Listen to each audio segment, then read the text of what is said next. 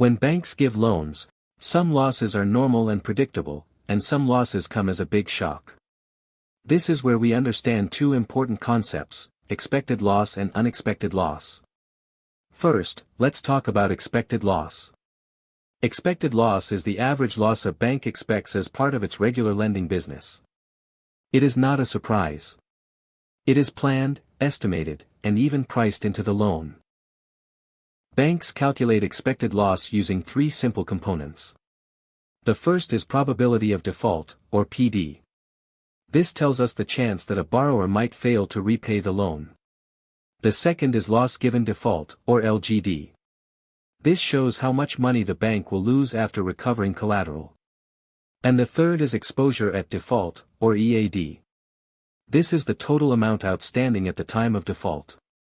When we multiply all three, PD, LGD, and EAD, we get the expected loss. In short, it tells us how much loss the bank should normally expect. But real life is not always normal.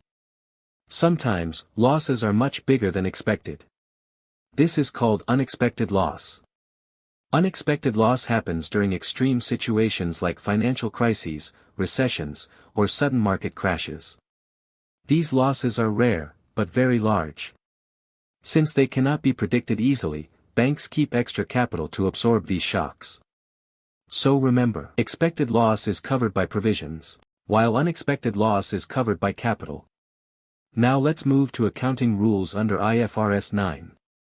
Earlier, under the old system, banks recorded losses only after a borrower defaulted. This delayed recognition of risk. To fix this, IFRS 9 introduced a forward-looking approach called the expected credit loss model. It uses a three-stage system. Stage 1 includes performing loans. Here, banks calculate a 12-month expected loss. Stage 2 includes loans where credit risk has increased. Now banks calculate lifetime expected loss. Stage 3 includes defaulted or non-performing loans. These also use lifetime expected loss, but interest is calculated on the reduced amount. So basically, as credit risk increases, the loss estimate becomes more conservative.